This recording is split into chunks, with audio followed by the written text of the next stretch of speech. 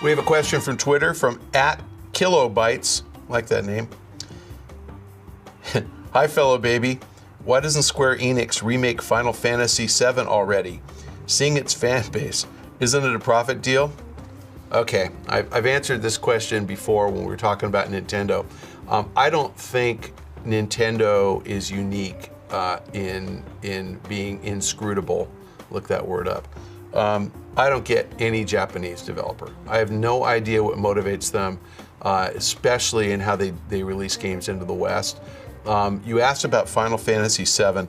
I have to say, Final Fantasy is one of those franchises I just don't get. I don't get it. I look at it, I just don't understand why anybody thinks that's an interesting game. Not my kind of game. It just looks like weird to me. But the answer is Square Enix does market research. They determine how big the market is. They remake games if they think they can make a lot of money. And you apparently believe if they would release Final Fantasy VII already, they make a ton of money. Others, probably with those who work at Square Enix, don't think so. So they're taking their time. They're going to do what they got to do. They're working on, what is it now, Final Fantasy 14? I don't even know what the next one is, 14, I think. They're working on that. They have an announcement coming at E3, as we learned at the PlayStation 4 press conference. I have no idea what they're going to announce, but the Final Fantasy fan base will scream and yell and get excited and probably go get a new tattoo on their forehead. And they'll probably sell, you know, a couple million units of Final Fantasy 14, and everybody will say how great they are again.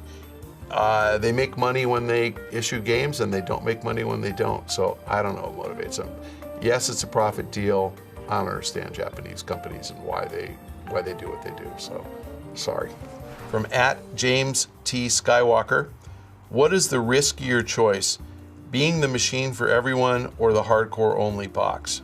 You know, I think that's a great question because I think that the Wii was a machine for everyone.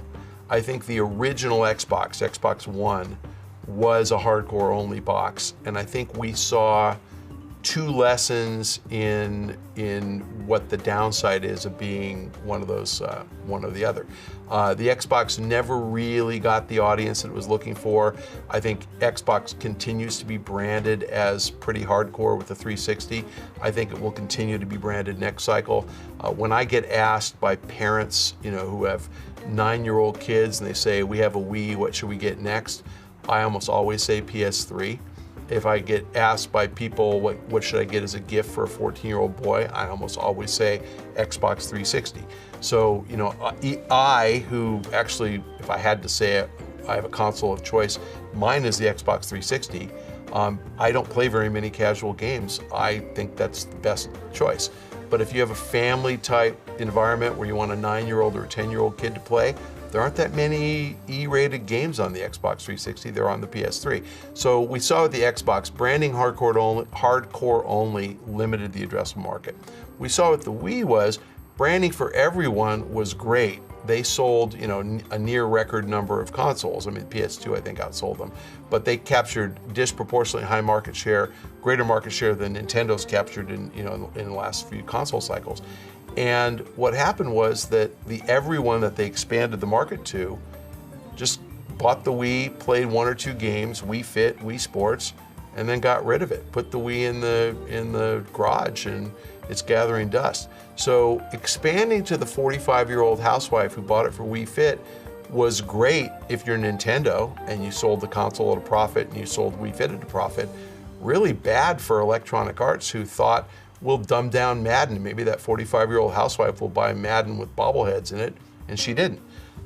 So, you know, I think there's a happy medium. I think that probably is Sony's strategy and has been, you know, since the original PlayStation, which is make a console that is approachable for what I will call the traditional games market.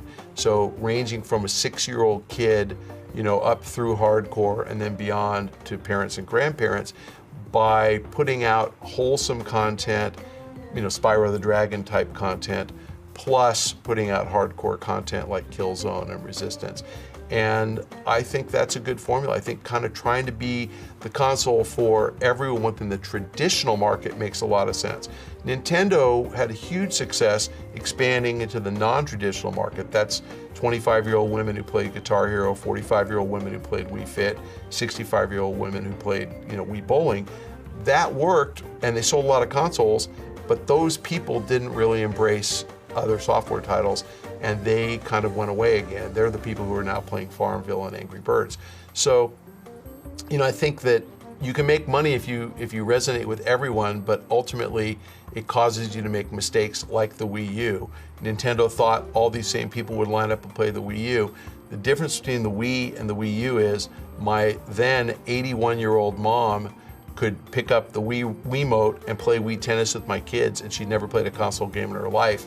My now 88-year-old mom has no frickin' clue what a Wii U is, and if I showed her that gamepad, she would be baffled and have no idea what to do. It's just not as simple and intuitive as the Wii was. So Nintendo, caught lightning in a bottle with the Wii.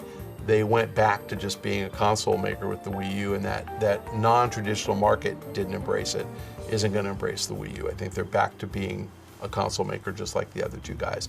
And they don't have as much, let's call it first-person shooter-like hardcore content. They have Mario, Zelda hardcore content. The market's moved away from them. I think the first-person shooter addressable market has grown substantially over the last generation, and I don't think the Nintendo core market has grown substantially at all.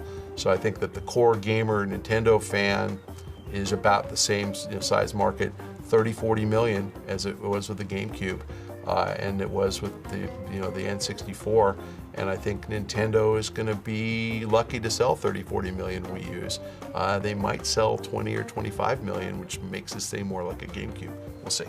Okay, fellow babies, thanks once again for joining us on this week's Pach-Attack. If you have questions, please direct them to the link below, or you can ask questions on Twitter.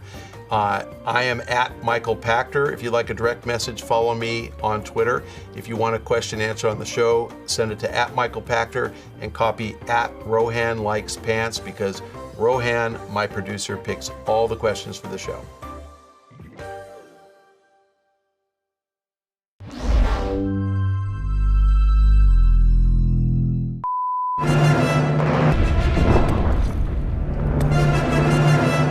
See all of our shows and game reviews now on the brand new GT app on Xbox Live, and the GT Originals iOS app too. Clicking on the videos to the right of me. Wow. And you can put right here. To the right? To my right? To that right? There we go. That right, yeah.